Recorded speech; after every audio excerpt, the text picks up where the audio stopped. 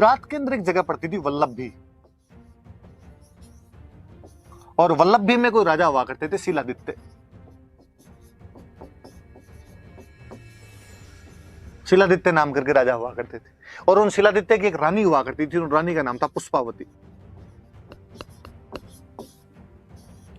कहते हैं कि पुष्पावती एक बार मेवाड़ साइड के अंदर माँ अंबा की पूजा के लिए यहाँ पर आए हुए थे, और जब पुष्पावती यहाँ से वापस जा रहे थे तब रास्ते के अंदर उनको एक ब्राह्मण मिला, और उसने कहा कि आप वापस वल्लभी मत जाना, आपके राज्य पर, आपके पति के राज्य पर दुश्मनों ने आक्रमण कर दिया है, आपके पतिदेव उसके अंदर हार गए, और जो वो लड़ते हुए वीरगति को प्राप्त हो गए, उनकी जो अन्य रानियां थी वो उनके साथ में सती हो गई है, अब केवल आप ही बचे हो।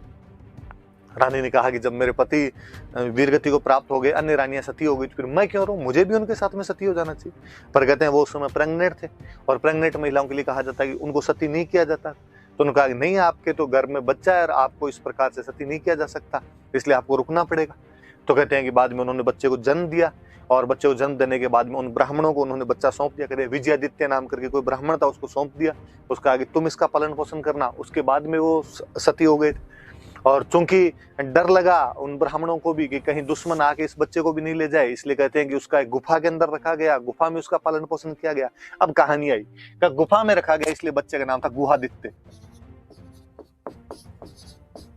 और गुहादित्य नाम से धीरे धीरे हमने उसको बना दिया गुहिल।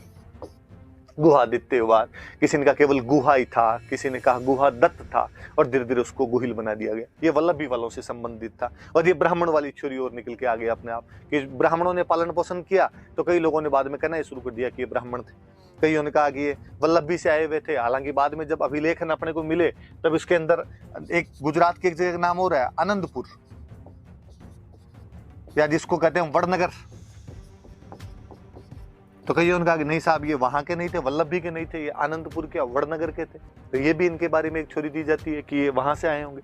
अबुल फजल एक नई छोरी देता है। अबुल फजल कहता है कि नहीं, ये जो गुहिल थे ये तो ईरान का एक राजा हुआ था, नौशेरवां खां,